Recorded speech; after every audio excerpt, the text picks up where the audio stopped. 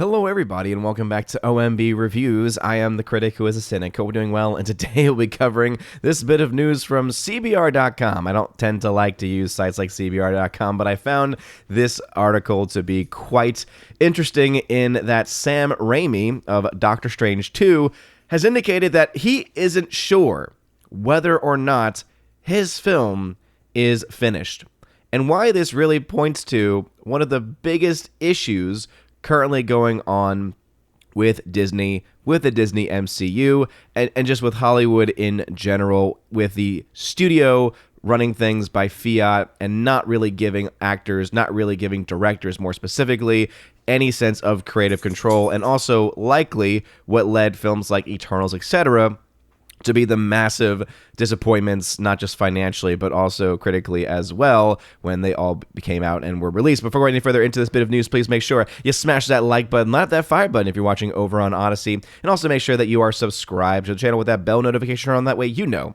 every time a video or live stream goes live on the channel. So this should be concerning to anyone involved in the project, let alone anyone who is a fan of movies. When a director comes out and blatantly says that they are not sure if their film is finished, it makes you beg the question, okay, so what is your role in the making of this film? If you are truly a director, wouldn't you have your hands on every piece of the puzzle? Wouldn't you have a good idea about how close your film is to finish?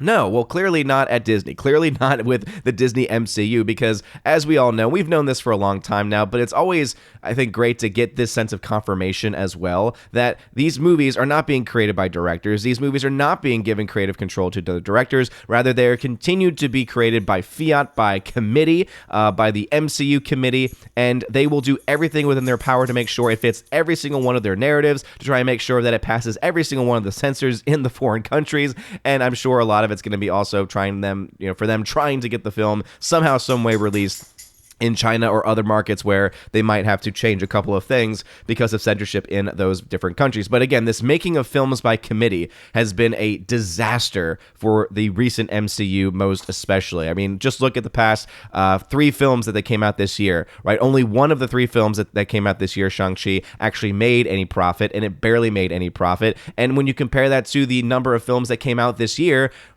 almost all the films that they released this year under the Disney banner or one of the subsidiaries lost money, and in the end, they ended up in the red for the entire year based on all of their films. Even the 25% cut that they are getting from Spider-Man No Way Home is still not enough to make up for the massive losses that they were having for the year in all of their films. And I think that this ruling by committee, writing by committee, is a big part of it, and it's being further exposed by this interview here that is being reported on by CBR.com. As it says, though only a few months away, keep this in mind too, only a few months away from its theatrical release, Doctor Strange and the Multiverse of Madness still may not be finished, according to director Sam Raimi. While speaking to Variety, Raimi expressed his uncertainty as to whether or not the upcoming sequel was finished filming. "I wish I knew the answer to that question," Raimi said when asked if the movie was complete.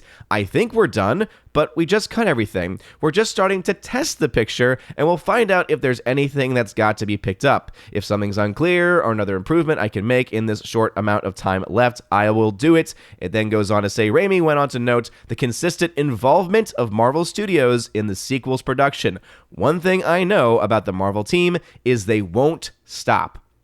They'll keep pushing it until it's as close to being great as it could." My favorite line from all of this is, they just won't stop. And I think that that's kind of what we as fans, as those who have been watching these products and seeing them and criticizing them and praising them from time to time, I think that that is something that all of us can definitely agree on, is that Marvel seems to not ever want to stop. They don't want to allow creators, they don't want to allow for these filmmakers to actually have any sense of control over their properties, to have any sense of autonomy when it comes to their projects. And again, one could argue, well, they're the ones providing the money, and so therefore they should have some say. And I get that, right? That's one of the powers that producers in general have, is that because they're the ones that are fronting the money, it means that they do get some sense of creative control. But when you are acting in such a way as they are, to the point of micromanaging it, to the point where 3 months out, your director can't answer the question about whether or not the film is finished. It's one thing for him to say, oh yeah, the film is finished. Right now, we're just doing some last minute touch-ups, etc. We are doing this, right? I am overlooking the last bit of this. That is something that I could expect. That is something that would make sense to me. But when he's speaking in almost this third person, type of conversation of, well, the film, I don't know if it's done yet, because basically Marvel Studios is still working on it and is going to keep on pushing it and keep on pushing it until it's perfect in their minds, until it checks all of their little boxes off. That should give pause and concern. I think that this right here should give any director, any prominent or prospective director working in Hollywood, pause if they are ever given an opportunity to work with Disney. Obviously, the mindset is, well, if I work with Disney, if I work with Marvel, my name gets put on the map. But if you look at some of the films that have been put on the map, has it really led to a lot of success for especially the up-and-coming directors? Has it been a really good sign? Has there been a really good, or has it had a major impact on the directors that have already been established in the modern era of the MCU? I would say that there's at least an argument to be made there that it really hasn't been all that it's cracked up to be, that it really hasn't been all that impressive. So when we look to all of this, when we see what's going on here, when we hear things like this about the reshoots, about trying to get things back and done, again, the utter chaos that is going on behind the scenes for all of these Disney projects, it's clear that Disney is in a state of chaos. It's very clear coming from their films. It's very clear coming from the fact that the vast majority of their films, MCU and non-MCU films, have flopped, have had massive financial failures because they've spent way too much money on their projects, spent even more money on their reshoots, and not been able to even make up their basic budgets back. This is something that I think should be a great cause of concern for the board of directors, for Disney, any shareholders in Disney. And this would make me start to ask the question of, do we need to start to see some people get shifted around? I know that Kevin Feige gets a lot of praise because of what he did with the MCU. It seems to me like his time and his control and his magic touch, as it were, is long gone at this point in time.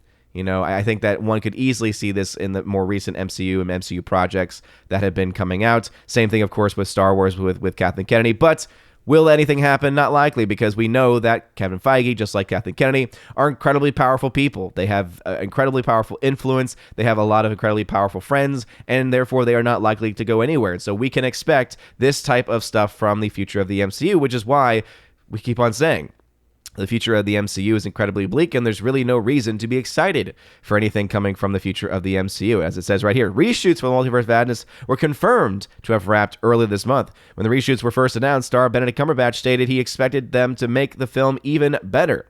The actor also cited logistical and scheduling issues as the reasons for the reshoots. Ah, yes, of course.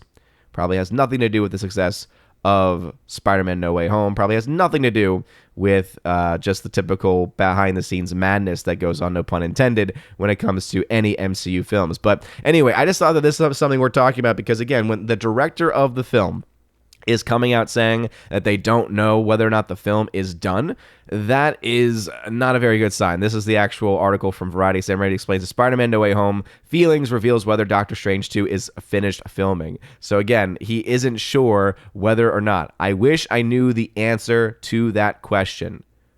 He says Marvel's team has been great to work with. Again, kind of towing the company line there, because I think that was not a surprising surprise. I've been super supported by the whole Marvel operation, starting at the top with Kevin Feige, working all the way down to the crews that they work with. They're super professional and have supported me every step of the way. They're super professional. So professional, in fact, that the director doesn't even know if their film is done or even close to being done. Again, true directors have their hands on every single part of these films. Whether or not they are making, all of the decisions, whether or not they are allowing their cinematographers to make certain decisions on framing, whether or not they're allowing their editors to make certain decisions on editing, it's supposed to be the director's project. It is the director's vision. This right here tells me this is not Sam Raimi's vision. So for people that were excited saying, Sam Raimi's getting a Doctor Strange film, that could be cool. No. Sam Raimi was given some power, was given some authority to make this film, but in the end, it's just like all of the other mainstream MCU films, all the other mainstream MCU projects. It's all being done by committee, and they're just using the name of Sam Raimi to try and entice future fans or entice potential fans to say, hey, remember Sam Raimi? Remember his Spider-Man movies? I remember. They try to use member barriers to get you to come in. So I would say be wary. I know a lot of people said this was probably the only MCU film that they had any desire to go see. They had any thought of having any potential. And I would tell you, be very cautious in that optimism. Because again, Sam Raimi has just now confirmed, yeah, he's not in charge of this. The Marvel machine is in charge of this.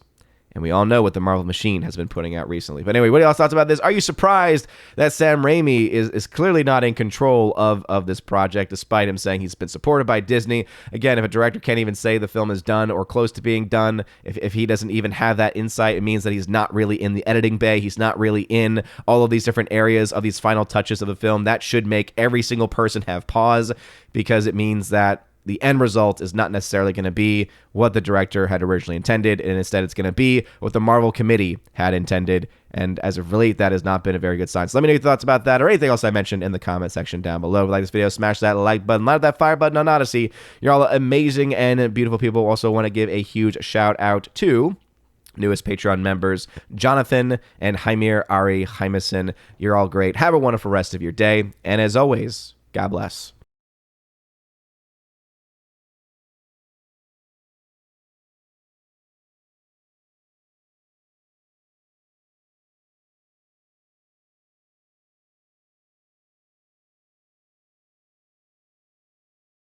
And now for a huge shout out to all of my January Patreon Subscribe Star and Locals members. Starting first off with Locals, shout out to Kara Tharp, UAB Mad Dog, Mike Jackson, Biffer DeHobbit, and Robert Barnes. Thank you all very much for supporting me over on the Locals platform. Also a shout out to my Subscribe Star people, UAB Mad Dog, Mike Jackson once again, Storm Tracker, The R, Fast Reaction, Nosferatu Gatsu, Stand 4, John B, Mr. Roy, Glinzer, J. Alex McCarthy Jr., Dean Heiss / the new number 2, J-Rod the Beer Guru, and ZK Man. Thank you all very much for supporting me over on the Subscribe Star platform. And lastly, to my Patreon supporters, my 30 Patreon supporters over there, animation commentator Brandon, let's go Brandon, Brian P., Christopher Bowman, Father Christopher Miller, hail to you Father, Father Damian Cook, Garrett Searles, Hannibal Grimm,